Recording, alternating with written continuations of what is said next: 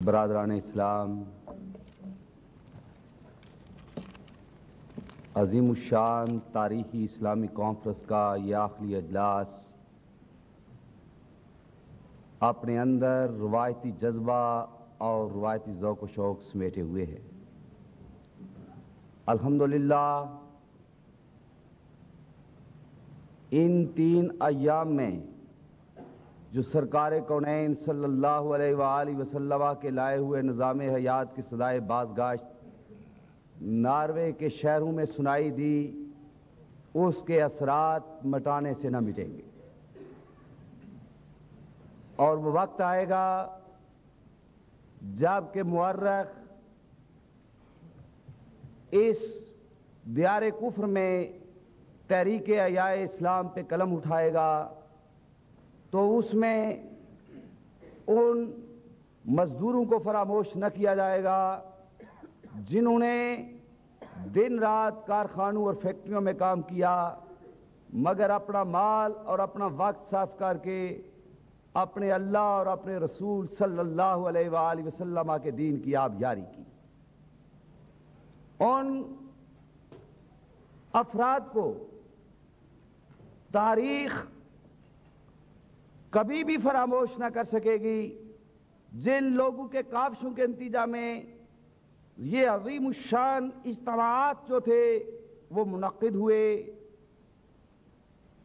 عظیم اسلامی اسکالر، علماء ربانی، مشائخ اعظام کی زیارتیں نصیب ہوئیں، ارشادات سنے، فرمودات سے قلوب اور اذہان کو معطر اور منور کیا۔ لیکن دوستو، عظیم الشان اسلامی کانفرنس کا انعقاد کی غرض و غائد صرف مل بیٹھنا نہیں، صرف ارشادات مشائخ سن لینا ہی کافی نہیں، صرف بزرگان دین کی زیارت کر لینا ہی کافی نہیں، بلکہ اس کے بعد ہمیں یہ عزم کرنا ہوگا کہ ان پاکان امت کی زیارت کے بعد، ان مقبولان خدا کے ارشادات سننے کے بعد، ایسے عظیم الشان اجتماعات کے انعقاد کے بعد اس دیار کفر میں اور سرزمین کفر میں ہم اسلام کے مجاہد اور کملی والے کے دیوانے بن کے زندہ رہیں۔ ہم اپنے عمل سے، اپنے کردار سے، اپنے اخلاق سے اس کافر سوسائٹی کو عریانی اور فحاشی کے سمندر جس میں بہہ رہے ہیں، بے حیائی، بے روک ٹوک جس میں بے حیائی کا دریا بہہ رہے ہیں، اس سوسائٹی میں ہم نے اپنے کردار اور اپنے عمل سے یہ ثابت کر دکھانا ہے کہ غلامان مصطفیٰ کی شان کیا ہوتی ہے۔ آئیے اس کانفرنس کے انعقاد پر یہ عزم صمیم کریں، اللہ کے مقبول بندوں کی موجودگی میں یہ عہد کرے کہ اے اللہ، ان اجتماعات کے بعد اور ان تیرے پاک مقبول بندوں کے زیارت اور ارشادات سننے کے بعد ہم یہ عہد کرتے ہیں کہ یا اللہ خود نماز پڑھیں گے، اپنے بیوی بچوں کو نماز کی تلقین کریں گے۔ کہہ دو آمین آمین۔ اے اللہ، جو مسلمان عقیدت اور محبت سے اس حال میں آیا ہے، جو بہن، جو بیٹی، جو بچی اس حال میں آئی ہے، اے اللہ اپنے ان پاک اور مقبول بندوں کا صدقہ ان سب کو نمازی بنا دے، مگر ایسے نمازی بنا دے کہ یہ کبھی قیام میں ہوں، کبھی رکوع میں ہوں، کبھی سجدے میں ہوں، کبھی سلام پھیر رہے ہوں، اور سلام پھیر کر جو اٹھے تو ان کی زبانوں پہ جاری ہو الصلاۃ والسلام علیکہ یا رسول، الصلاۃ والسلام علیکہ یا حبیب اللہ، الصلاۃ والسلام علیکہ یا رسول اللہ۔ میرے دوست، میرے بزرگ اور میرے عزیز، آپ خطیب پاکستان حضرت مولانا محمد صدیق صاحب ملتانی وہ تشریف لاتے ہیں اور اپنے ارشادات سے آپ کو نوازتے ہیں۔ ان کا موضوع جمعہ کے دن آپ نے تفصیلاً ملاحظہ کر لیا تھا کہ صراط مستقیم کی انہوں نے ترجمانی کی تھی اور بتایا تھا کہ صراط مستقیم عقائد کی دنیا میں کون سی ہے، اعمال کی دنیا میں کون سی ہے، اخلاق کی دنیا میں کون سی ہے، کردار کی دنیا میں سے کون سی ہے۔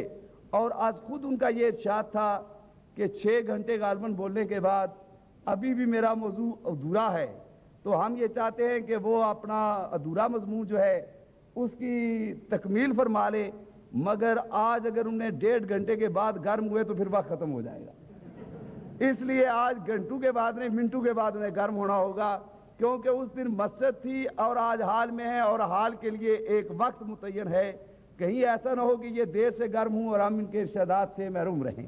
تو پہلے زوردار نعرہ بلند کیجئے گا، نعرہ تکبیر، نعرہ رسالت، نعرہ رسالت، اسلام، اسلامی کانفرنس، مرکزی جماعت اہل سنت، خطیب پاکستان۔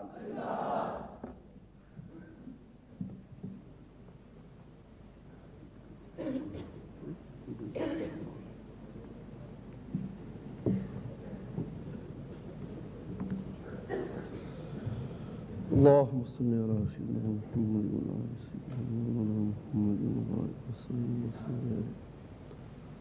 مولاي صل وسلم دائما ابدا على حبيبك خير الخلق كلهم والحبيب الذي ترجى شفاعته لكل حول من الاحوال مقتحم والحبيب الذي ترجى شفاعته لكل حول من الاحوال مقتحم والحبيب الذي ترجى شفاعته لكل حول من الاحوال مقتحم مولاي صل وسلم دائما ابدا على حبيبك خير الخلق كلهم رب اشرح لي صدري ويسر لي امري واحلل عقدة من لساني يفقهوا قولي ربنا تقبل منا انك انت السميع العليم وصلى الله تعالى على خير خلقه محمد وآله۔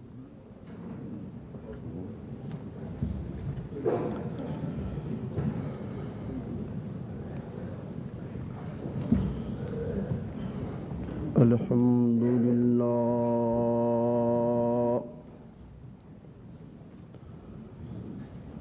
الحمد للہ رب العالمین والعاقبۃ للمتقین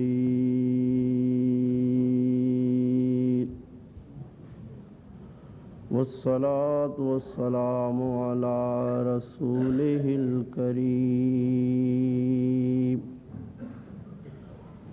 أما بعد فأعوذ بالله من الشيطان الرجيم بسم الله الرحمن الرحيم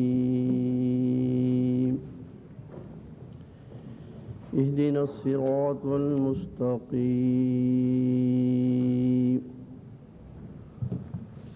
صدق الله وصدق رسوله النبي الكريم ونحن على ذلك من الشاهدين والشاكرين والحمد لله رب العالمين۔ وقد قال الله تبارك وتعالى في كلامه في شان حبيبه إن الله وملائكته يصلون على النبي يا أيها الذين آمنوا صلوا عليه وسلموا تسليما۔ سب حضرات پڑھیے الصلاۃ والسلام علیک یا رسول اللہ، الصلاۃ والسلام علیک یا حبیب اللہ۔ حمد و صلاۃ کے بعد میرے نہایت ہی واجب الاحترام صاحب صدر گرامی قدر علماء کرام، مشائخ اعظام، بزرگوں، بھائیوں، عزیزوں، میں نے آپ حضرات کے سامنے سورہ فاتحہ شریف کے وہی الفاظ تلاوت کیے ہیں جو جمعہ کے روز تلاوت کیے تھے، اور ان کی تشریح کے سلسلے میں چند باتیں عرض کی تھیں۔ میں نے عرض کیا تھا کہ حضرت علامہ قاضی ثناء اللہ پانی پتی رحمۃ اللہ تعالی علیہ فرماتے ہیں کہ صراط مستقیم سے مراد نبی پاک علیہ السلام، صدیق اکبر اور فاروق اعظم کا طریقہ ہے۔ وہ فرماتے ہیں الصراط المستقیم صراط رسول اللہ صلی اللہ علیہ وسلم و صاحبہ رضی اللہ تعالی عنہما، کہ صراط سے مراد نبی پاک علیہ السلام کا راستہ ہے اور صدیق اکبر اور فاروق اعظم کا راستہ ہے۔ اس کے متعلق میں نے کچھ گزارشات جمعے میں کر دی تھی، اور علماء کرام فرماتے ہیں صراط مستقیم کے متعلق ایک قول یہ بھی ہے کہ اس سے مراد عقائد اہل سنت ہے۔ اس کی تشریح کے سلسلے میں بھی بعد نماز جمعہ میں نے کچھ عرض کر دیا تھا۔ تیسرا قول صراط مستقیم کے متعلق یہ ہے کہ اس سے مراد اللہ کا قرآن ہے۔ بولو اس سے مراد، سب بولیے، اس سے مراد اللہ کا وہ کتاب جو بے مثال ہے، اس لیے کہ اس کا تعلق بے مثال نبی کے ساتھ ہے، اس لیے کہ یہ بے مثال امت کے لیے نازل ہوئی ہے۔ توجہ فرمائیے گا، نبی پاک علیہ السلام نے مشرکین مکہ کے سامنے اپنے معجزات دکھائے، حضور نے جلی ہوئی کھجوروں کو اگایا۔ اللہ نے یہ نہیں فرمایا کہ مشرکین مکہ تم بھی میرے محبوب جیسا کوئی کمال دکھاؤ۔ نبی پاک علیہ السلام نے غروب شدہ سورج کو واپس لوٹایا۔ اللہ نے یہ نہیں فرمایا کہ مشرکین مکہ تم بھی کوئی ایسا کام کر کے دکھاؤ۔ نبی پاک علیہ السلام نے پتھروں کو پانی پر تیرایا۔ اللہ نے یہ نہیں فرمایا کہ مشرکین مکہ تم بھی کوئی ایسا کام کر کے دکھاؤ۔ نبی پاک علیہ السلام نے چاند کے 2 ٹکڑے کیے۔ اللہ نے یہ نہیں فرمایا کہ مشرکین مکہ تم بھی کوئی ایسا کام کر کے دکھاؤ۔ لیکن جب نبی پاک علیہ السلام نے مشرکین مکہ کے سامنے اللہ کا قرآن پڑھا، اللہ کا قرآن پیش کیا، تو انہوں نے کہا یہ قرآن کیا ہے؟ یہ پہلے لوگوں کے قصے کہانیاں ہیں، اگر ہم چاہیں تو ایسا کلام ہم بھی پیش کر سکتے ہیں۔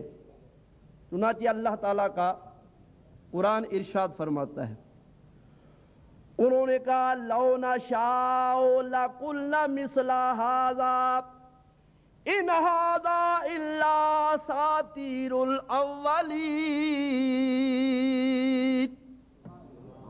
انہوں نے کہا اگر ہم چاہیں تو ایسا کلام ہم بھی پیش کر سکتے ہیں، یہ کیا ہے؟ پہلے لوگوں کے قصے کہانیاں ہیں۔ ان کو اپنی فصاحت و بلاغت پر بڑا ناز تھا۔ اللہ تعالیٰ نے ان کو چیلنج دیا۔ اللہ تعالیٰ ارشاد فرماتا ہے قُلْ اجْتَمَعَتِ الْإِنسُ وَالْجِنُّ عَلَىٰ أَن يَأْتُوا بِمِثْلِ هَٰذَا الْقُرْآنِ لَا يَأْتُونَ بِمِثْلِهِ وَلَوْ كَانَ بَعْضُهُمْ لِبَعْضٍ ظَهِيرًا۔ اللہ ارشاد فرماتا ہے محبوب ان سے کہہ دیجئے کہ جاؤ تمام دنیا کے جن اور انسان اکٹھے ہو جائیں اور میرے قرآن جیسی کوئی کتاب پیش کریں۔ اللہ فرماتا ہے ہرگز میرے قرآن جیسی کوئی کتاب پیش نہیں کر سکیں گے، اگرچہ یہ ایک دوسرے کے مددگار کیوں نہ بن جائیں۔ انہوں نے ہر چند کوشش کی لیکن قرآن جیسی کوئی کتاب پیش نہ کر سکے۔ اللہ نے اپنے چیلنج کو آسان صورت میں پیش کیا۔ اللہ فرماتا قُلْ فَاتُوا بِعَشَرِ صُوَرٍ مِثْلِهِ اے محبوب ان سے کہہ دیجئے اگر سارا قرآن پیش نہیں کر سکتے آؤ میرے قرآن جیسی 10 صورتیں ہی پیش کرو. 10 صورتیں بھی پیش نہ کر سکے تو اللہ تعالیٰ نے ارشاد فرمایا کہ لو ہم اپنے چیلنج کو اور بھی آسان صورت میں تمہارے سامنے پیش کرتے ہیں.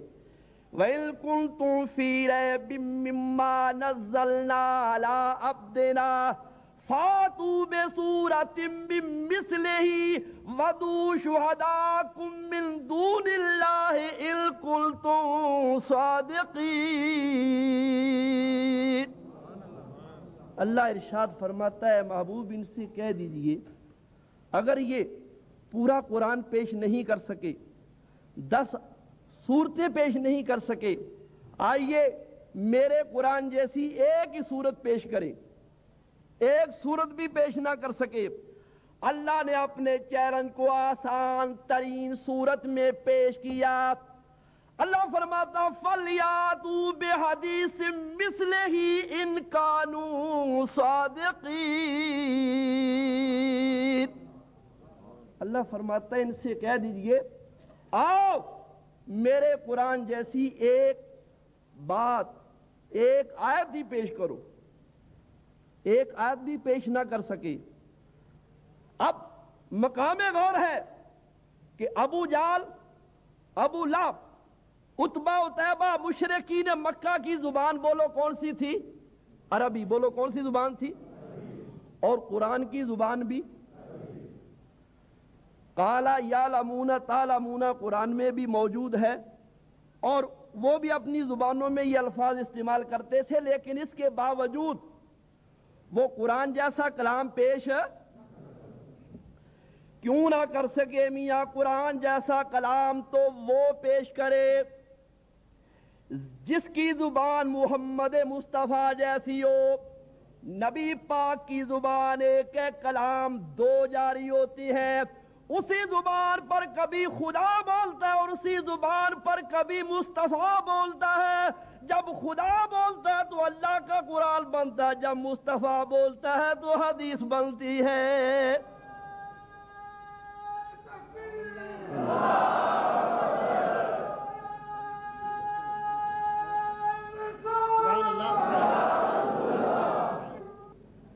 نعروں میں صرف کر دیا تو پھر میرے پلے کیا پڑے گا. ویسے نعرے ماریے میں آپ کے ذوق کا کوئی مخالف نہیں ہوں لیکن اتنے نعرے نہیں کہ میرا ٹائم آپ لے جائیں. تو سنیے بھائی اسی مفہوم کو ادا کرتے ہوئے کسی شاعر نے کیا خوب کہا یا رسول اللہ یا حبیب اللہ سب کہیے صلی اللہ علیہ وسلم.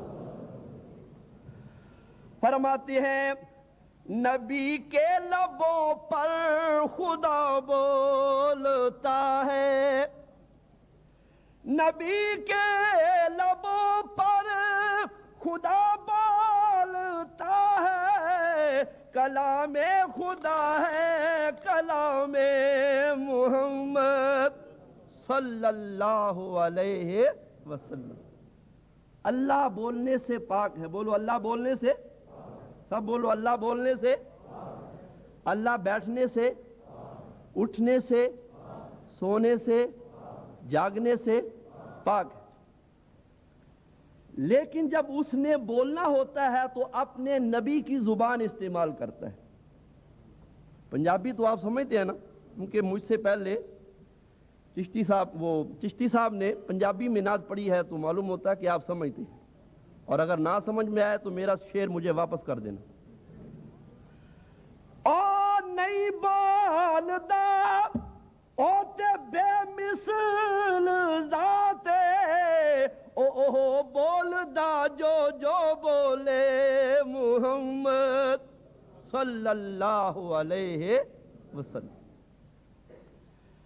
مشرکین مکہ نے نبی پاک علیہ السلام کی مخالفت میں ہر حربہ استعمال کیا.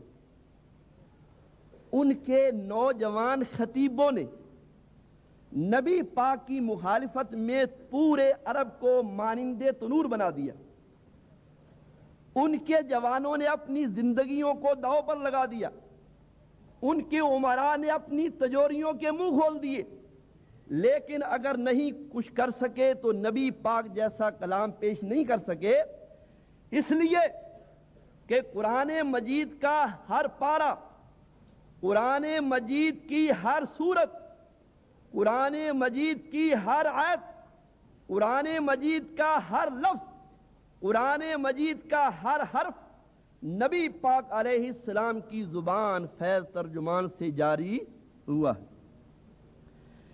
اس لیے کسی پنجابی کے شاعر نے کہا کہ سپارے صفے صورتاں بن دے جان دے، سپارے صفے صورتاں بن دے جان دے، زباں پاک تھی جو بولے محمد صلی اللہ علیہ وسلم۔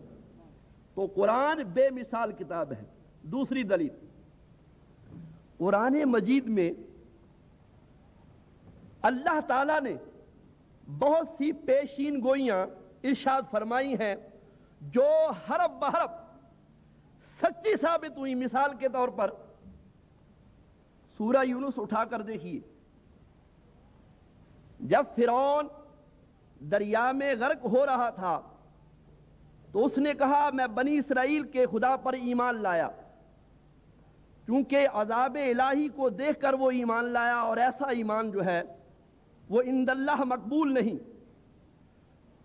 اس وقت اللہ نے ارشاد فرمایا فَالْيَوْمَ نُنَجِّيكَ بِبَدَنِكَ فَالْيَوْمَ نُنَجِّيكَ بِبَدَنِكَ لِتَكُونَ لِمَنْ خَلَفَكَ آیَةً، اے فرعون آج ہم تیرے جسم کو باقی رکھیں گے تاکہ آنے والوں کے لیے ایک نشانی ہو جائے۔ تورات اس کے متعلق خاموش ہے، انجیل میں اس کی کوئی خبر نہیں ہے، کسی تاریخ میں اس کی کوئی خبر نہیں ہے۔ صدیاں گزر گئیں، سینکڑوں سال، ہزاروں سال گزر گئے، کوئی نشانی ظاہر نہیں ہوئی۔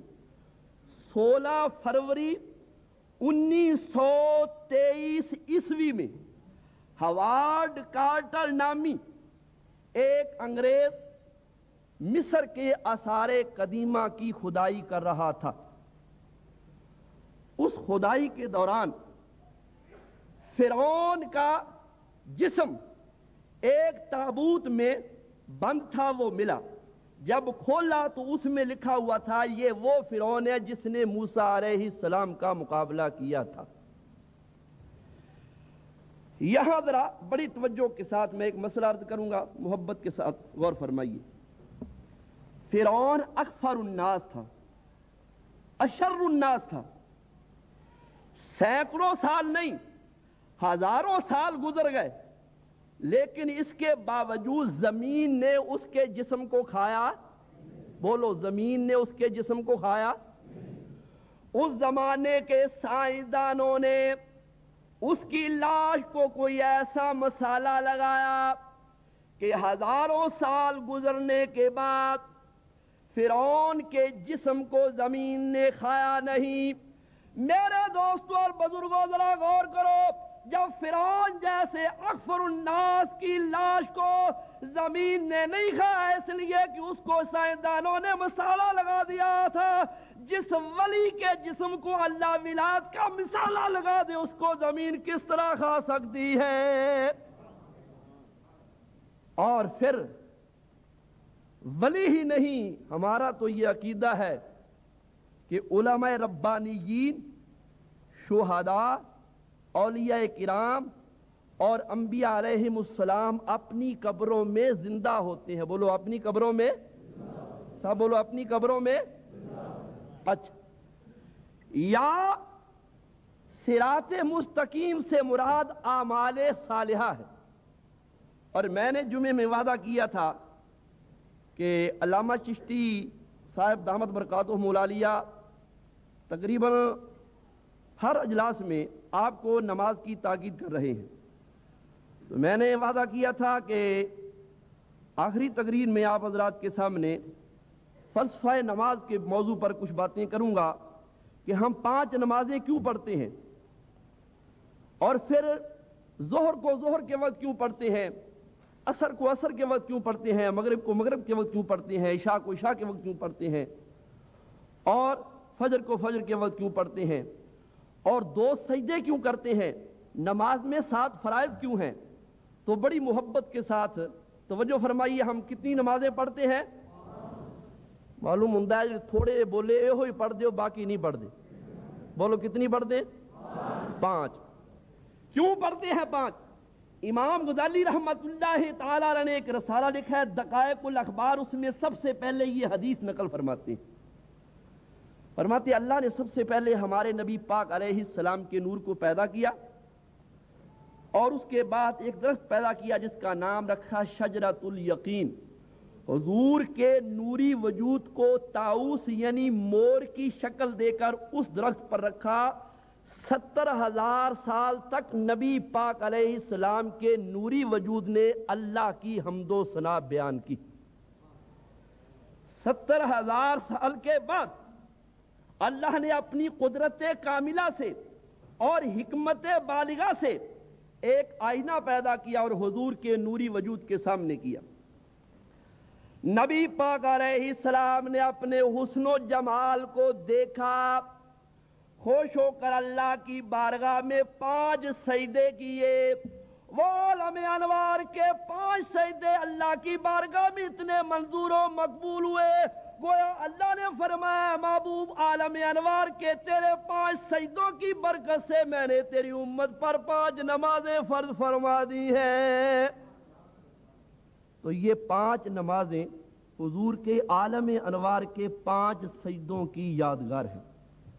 میرا جو مقصد تھا وہ تو حدیث کے اتنے ہی ٹکڑے سے تھا، لیکن آگے کچھ حدیث بیان کر دوں کہ بڑی پرلطف باتیں ہیں۔ امام غزالی رحمت اللہ تعالی علیہ ارشاد فرماتے ہیں حضور نبی کریم علیہ السلام کی طرف اللہ نے نظر رحمت سے دیکھا تو حضور کے نوری وجود کو پسینہ آیا، اور اس پسینے کا نتیجہ یہ ہوا وَمِنْ أَرْكِ رَاسِهِ خُلِقَتِ الْمَلَائِكَةُ، جو سر کو پسینہ ایسے اللہ تعالیٰ نے فرشتوں کو پیدا کیا۔ وَمِنْ أَرْكِ وَجْهِ خُلِقَ الْعَرْشُ وَالْكُرْسِيُّ وَاللَّوْحُ وَالْقَلَمُ وَالشَّمْسُ وَالْقَمَرُ وَالنَّجُومُ وَمَا فِي السَّمَاءِ، اور جو چہرے کو پسینہ ایسے اللہ تعالیٰ نے عرش کو پیدا کیا، لوح و قلم کو پیدا کیا، چاند سورج اور ستاروں کو پیدا کیا۔ اسی لیے اعلیٰ حضرت عظیم البرکت امام اہل سنت علامہ ابن علامہ محقق ابن محقق مدقق ابن مدقق حضرت علامہ مولانا الحاج الحافظ الشاہ احمد رضا خان فاضل بریلوی سب کہو رحمت اللہ تعالی علیہ، وہ ہستی جن کو جاگتے ہوئے نبی پاک علیہ السلام کا دیدار ہوا، فرماتے ہیں کہ چاند اور سورج حضور کے نور سے بنے ہیں۔ یہ جو مہر و ماب ہے اطلاق آتا نور کا، یہ جو مہر و ماب ہے اطلاق آتا نور کا، بیک تیرے نام کی ہے استعارہ نور کا۔ اور آگے فرماتے وَمِنْ أَرْكِ صَدْرِهِ خُلِقَ الْأَنْبِيَاءُ وَالرُّسُلُ وَالشُّهَدَاءُ وَالصُّلَحَاءُ وَالْعُلَمَاءُ، اور جو سینے کو پسینہ آیا اس سے اللہ نے نبیوں کو پیدا کیا، رسولوں کو پیدا کیا، علماء شہیدوں اور اولیاء کرام کو پیدا کیا۔ اب پڑھیے اعلیٰ حضرت کا شعر، فرماتے ہیں یا رسول اللہ تمام انبیاء علیہم السلام کے انوار آپ کے نور کے اجزاء ہیں۔ فرماتے ہیں یا رسول اللہ انبیاء اجزاء ہے تو بالکل ہے جملہ نور کا، اس علاقے سے ہے ان پر نام سچا نور کا۔ اور آگے فرماتے ہیں کہ اس کے بعد اللہ نے تمام انسانی روحوں کو حکم دیا کہ میرے محبوب کو دیکھو۔ یہاں جو بات امام غزالی لکھتے ہیں بڑی ہی لاجواب بات لکھی، فرماتے ہیں تمام روحوں نے नबी पाक अलैहिस्सलाम के नूरी वजूद को देखा। जिसने सर को देखा वो दुनिया में बादशाह बन गया, जिसने आंखों को देखा वो हाफिज़े कुरान बन गया, जिसने पेशानी को देखा वो साहिबे इकबाल बन गया, जिसने होठों को देखा वो खूबसूरत बन गया, जिसने नाक को देखा वो अत्तार बन गया, जिसने जुबान को देखा वो बादशाह का कासिद बन गया, जिसने हलक को देखा वो वाइज बन गया, जिसने दाढ़ी को देखा वो मुजाहिद बन गया, जिसने पेट को देखा वो साबिर बन गया, और जिसने घुटने को देखा वो नमाजी बन गया। तमाम जितने भी दुनिया के बड़े बड़े साहिब फन लोग हुए हैं, उनको ये कमालात जो मिले हैं तो मेरे नबी के दरबारे दुर्बार गौहर बार से मिले। चुनांचे आला हजरत अजीमुल बरकत इमाम अहले सुन्नत मौलाना शाह अहमद रजा खां फाजिल बरेलवी सब कहो रहमतुल्लाह ताला अलैह, आपने इरशाद फरमाया, फरमाते हैं या रसूलल्लाह ला व रब्बिल अर्श जिसको जो मिला उनसे मिला, बढ़ती है कौनैन में नेमत रसूलुल्लाह की। तो एक वजह मैंने बयान की है कि 5 नमाजों में हिकमत क्या है, 5 नमाजें हम क्यों पढ़ते हैं, एक वजह। दूसरी वजह, हजरत आदम अला नबीना अलैहिस्सलाम जब दुनिया में तशरीफ लाए तो अल्लाह की बारगाह में अर्ज की, या अल्लाह, आसमानों पर बैतुल मामूर का तवाफ करते हुए मैं फरिश्तों को देख लिया करता था, और यहां कोई ऐसी जगह नहीं, जब वो बैतुल मामूर का तवाफ करते थे तो मैं तेरी हम्दो सना बयान कर लेता था, यहां कोई ऐसा मौका नहीं। अल्लाह ने फरिश्तों को भेजा कि जाओ खाना काबा की बुनियाद रखो। हजरत आदम अलैहिस्सलाम ने उन फरिश्तों के साथ मिलकर काबा की बुनियाद रखी, और काबा की बुनियाद में 5 पहाड़ों के पत्थर भरे। बोलो कितने पहाड़ों के? जूदी, हिरा, लबनान, तूर, जैता, 5 पहाड़ों के पत्थर अब तक काबा की बुनियाद में मौजूद है। और अल्लाह ने हम पर 5 नमाजें फर्ज फरमाई है। गोया अल्लाह ने फरमाया, मेरे महबूब की उम्मतियों, अगर तुम 5 नमाजें पढ़ते हुए काबा की तरफ मुंह करोगे, तुम्हारे जिम्मे अगरचे 5 पहाड़ों के बराबर गुनाह का बोझ क्यों ना होगा, हम नमाज की बरकत से सारे के सारे गुनाह माफ कर देंगे। 2 हिकमतें। तीसरी हिकमत, काबा 5 पैगंबरों की तामीर है। बोलो, काबा 5 पैगंबरों की तामीर है। पहले मेमार हजरत आदम अलैहिस्सलाम, जब हजरत आदम अलैहिस्सलाम ने फरिश्तों के साथ मिलकर काबा की बुनियाद रखी तो अल्लाह ने जन्नती याकूत की इमारत उस बुनियाद पर ला कर रख दी। हजरत आदम अलैहिस्सलाम उसका तवाफ करते, तूफान नूह आया, वो इमारत आसमानों पर उठा ली गई। तूफान नूह के बाद हजरत नूह अलैहिस्सलाम ने दोबारा काबा को तामीर किया। 2 पैगंबर, और फिर हजरत इब्राहीम अलैहिस्सलाम और हजरत इस्माईल अलैहिस्सलाम, इन्होंने काबा को तामीर किया। नाचे किसी शायर ने क्या खूब कहा, वो दुनिया में घर सबसे पहला खुदा का, खलील एक मेमार था जिस बिना का। 4 पैगंबर और 5वें पैगंबर मेरे और आपके आका व मौला इमामुल अंबिया हबीब किबरिया सल्लल्लाहु अलैहि वसल्लम, जिन्होंने कुरैश के साथ मिलकर काबा तामीर किया। तो काबा बोलो कितने पैगंबरों की तामीर है? 5 पैगंबरों ने काबा को तामीर किया, और अल्लाह ने हम पर 5 नमाजें फर्ज फरमाई हैं। गोया अल्लाह ने इरशाद फरमाया, ऐ मेरे महबूब की उम्मतियों, अगर तुम 5 नमाजें पढ़ोगे तो 5 पैगंबरों के वसीले से हम तुम्हारी नमाजों को मंजूर व मकबूल फरमा लेंगे। कितनी हिकमतें हो गई? बोलो। یا اللہ ان بے زبانوں کو بولنے کی طاقت عطا فرما. بولو کتنی؟ 3. اچھا چوتھی حکمت دیکھو بھائی، اللہ نے اپنی مخلوقات کے لیے 5 قبلے مقرر کیے ہیں. بولو کتنے قبلے؟ مسلمانوں کا قبلہ کون سا ہے؟ کعبہ. سب بولو کون سا؟ یہودیوں اور عیسائیوں کا قبلہ بیت المقدس. 2 ہو گئے. آسمان کے فرشتوں کا قبلہ ہے بیت المعمور. 3.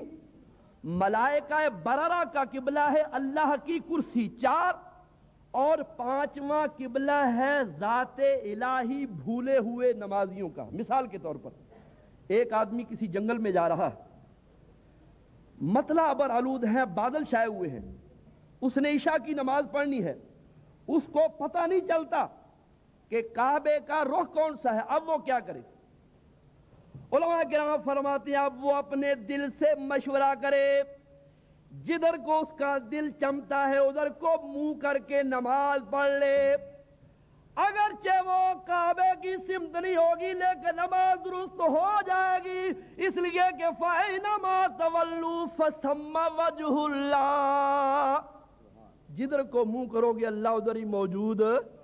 بولو اللہ ہر جگہ موجود ہے. اچھا بھی ایک بات آپ سے پوچھتا ہوں، بولو خالق کائنات کا بھی کوئی قبلہ ہے؟ ہاں بھائی ہے. میرا پوچھنا ہی اس بات کی دلیل ہے کہ ہے. سنو کیسے. علماء کرام ارشاد فرماتی ہیں قبلے کے معنی ہے توجہ کی سمت، توجہ کا مرکز. ہم نماز پڑھتے ہیں، سجدہ ہم کعبہ کو نہیں کرتے، سجدہ تو ہم اللہ کو کرتے ہیں، لیکن توجہ کا مرکز کعبہ ہوتا ہے. جس طرح ہماری توجہ کا مرکز کعبہ، اس طرح خالق کائنات کی توجہ کا مرکز محمد مصطفیٰ ہے. اللہ نعرہ رسالت، یا رسول اللہ. نعرہ حیدری. تو اللہ تعالیٰ نے مخلوقات کی عبادت کے لیے بولو کتنے قبلے مقرر کیے؟ 5. اور ہم پر اللہ تعالیٰ نے 5 نمازیں فرض فرمائی ہیں. گویا اللہ نے فرمایا میرے محبوب کی امتیوں، اگر تم 5 نمازیں پڑھو گے تو 5 قبلوں کی طرف منہ کرنے والوں کے برابر، منہ کر کے عبادت کرنے والوں کے برابر ہم تمہیں ثواب دیں گے. کتنی حکمتیں ہو گئی؟ 4. کتنی؟ 4. 5ویں حکمت، شریعت مطہرہ نے مسلمان کی پاکیزگی کے لیے 5 غسل مقرر کیے. بولو کتنے غسل؟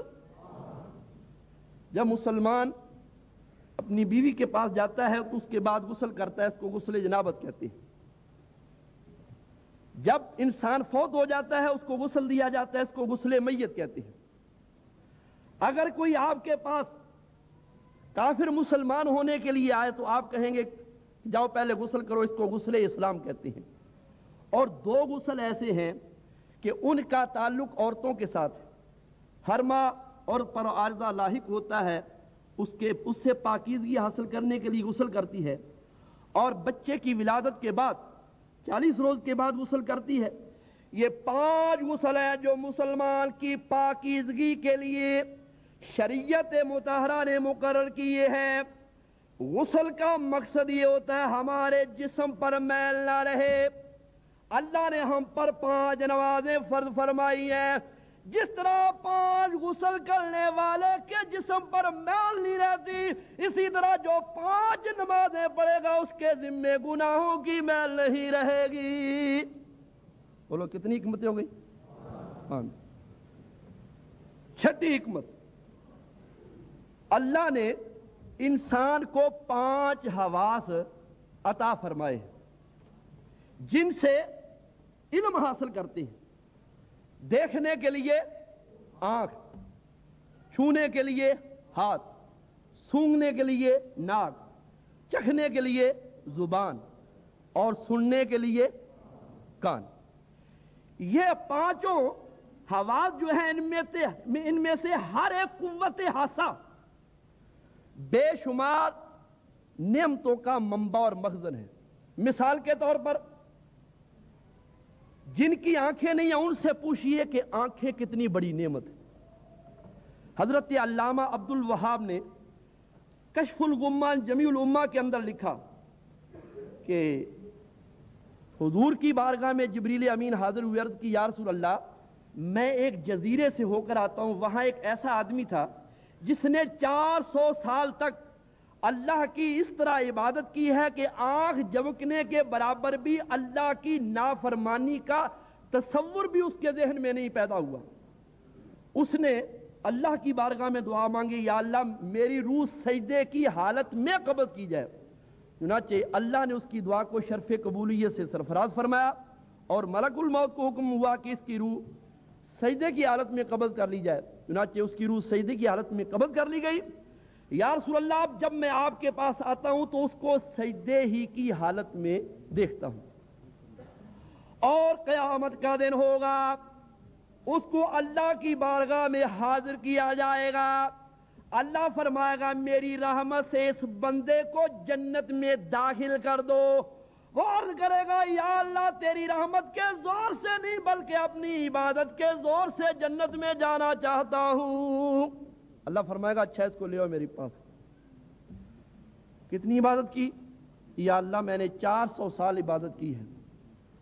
अच्छा पहले तो ये बताओ कि तुम्हें 400 साल इबादत करने की तौफीक किसने दी है?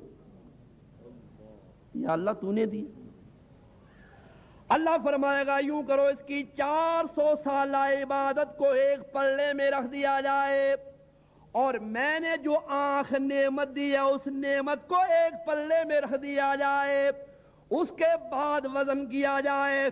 जब वजन किया गया तो आंख की नेमत का वजन ज्यादा हो गया। अल्लाह ने फरमाया जाओ उसको घसीटते हुए जहन्नम में दाखिल कर दो। अब उसको घसीटते हुए जहन्नम की तरफ ले जा रहे, वो पीछे मुड़कर देख रहा है, या अल्लाह अपनी इबादत के जोर से नहीं तेरी रहमत के जोर से जन्नत में जाना चाहता हूं।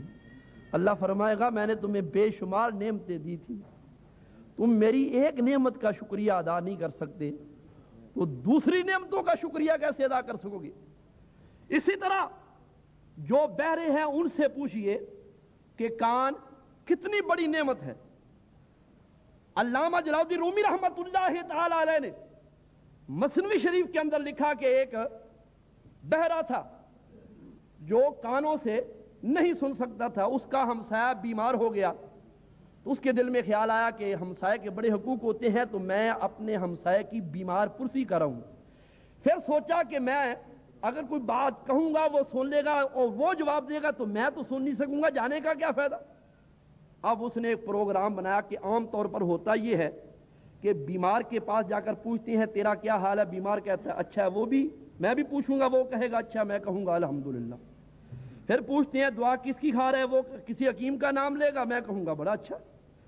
फिर पूछूंगा किसका इलाज करा रहे, वो हकीम का नाम ले देगा, मैं कहूंगा बहुत अच्छा। ये प्रोग्राम और मनसूबा बनाकर उसके घर चला गया। जाकर कहा अस्सलाम वालेकुम, उसने कहा वालेकुम अस्सलाम।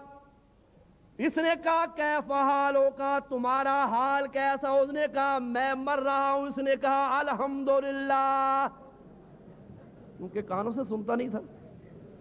इसने कहा मियां ये बताओ तुम्हारा इलाज कौन कर रहा है?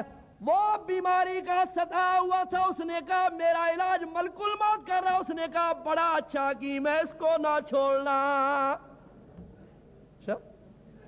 अच्छा ये बताओ दुआ कौन सी खा रहे हो?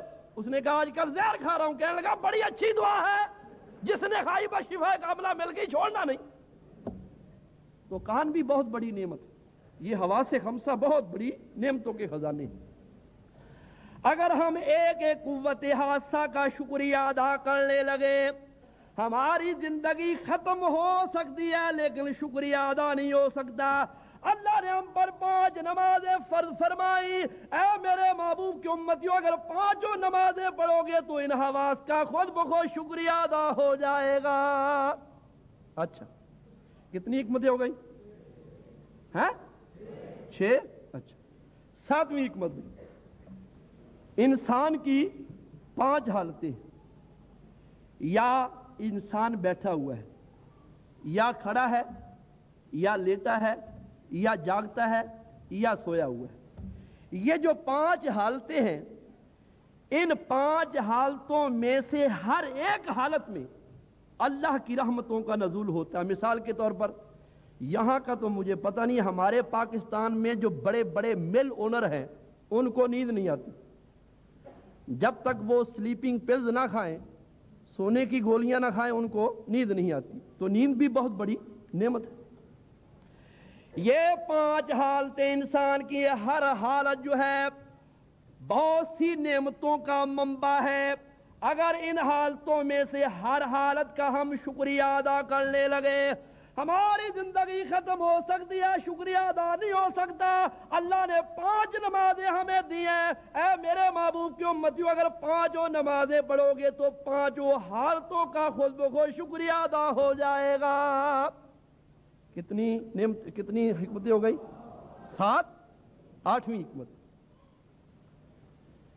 جب انسان پر موت کے بادل منڈلاتے ہیں تو اس وقت سے لے کر قیامت کے دن جنت میں داخل ہونے تک 5 مصیبتوں کا سامنا کرنا پڑتا ہے۔ پہلی مصیبت یہ جاں کنی کا وقت، یہ بڑی سخت مصیبت ہے۔ امام غزالی رحمت اللہ تعالی علیہ فرماتے ہیں، آپ نے ارشاد فرمایا، نبی پاک علیہ السلام کا ارشاد ہے، جاں کنی کا وقت اتنا سخت ہے، جس طرح کسی کو 300 تلواریں ماری جائیں اتنی تکلیف ہوتی ہے، تو جاں کنی کے وقت اتنی تکلیف ہوتی ہے۔ امام جلال الدین سیوطی رحمت اللہ، نعرہ رسالت، نعرہ رسالت، مفکر اسلام، مفکر اسلام، پیر طریقت، شہزادہ رسول، مفکر اسلام، حضرت پیر سید عبد القادر جیلانی، تشریف رکھیے۔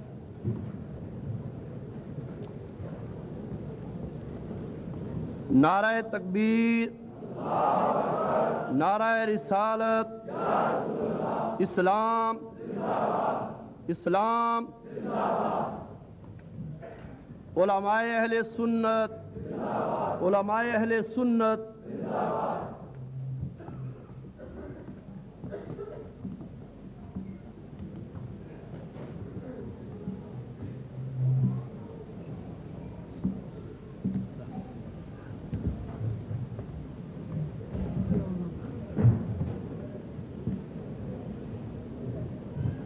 امام جلال الدین سیوطی رحمت اللہ تعالی علیہ شرح الصدور بے شرح حال الموت والقبور میں فرماتے ہیں کہ جب حضرت موسیٰ علیہ السلام کی روح قبض ہو کر اللہ کی بارگاہ میں پہنچی تو اللہ تعالیٰ نے پوچھا، اے موسیٰ، جب تمہاری روح قبض ہو رہی تھی تو تم نے اپنے آپ کو کیسا پایا؟ عرض کی، یا اللہ، جب میری روح قبض ہو رہی تھی مجھے یوں محسوس ہوتا تھا جیسے ایک زندہ پرندے کو گرم توے پر بھونتے ہیں، نہ وہ اڑ سکتا ہے نہ اس کی خلاصی ہوتی ہے۔ تو جاں کنی کا وقت بھی بڑا سخت ہے۔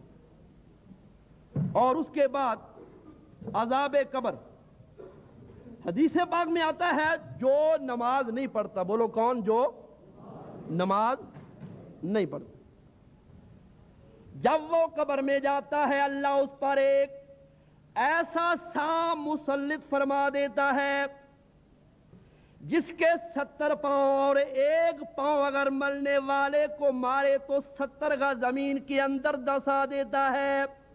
وہ کہتا ہے، بے نماز، تو نے صبح کی نماز نہیں پڑھی، اللہ نے مجھے حکم دیا میں صبح سے لے کر زور تک تجھے عذاب میں مبتلا رکھوں، تو نے زور کی نماز نہیں پڑھی، زور سے لے کر عصر تک تجھے عذاب میں مبتلا رکھوں گا، تو نے عصر کی نماز نہیں پڑھی، عصر سے لے کر مغرب تک عذاب میں مبتلا رکھوں گا، تو نے مغرب کی نماز نہیں پڑھی، مغرب سے لے کر عشاء تک تجھے عذاب میں مبتلا رکھوں گا۔ اور تو نے عشاء کی نماز نہیں پڑھی تو میں ساری رات تجھے عذاب میں مبتلا رکھوں گا.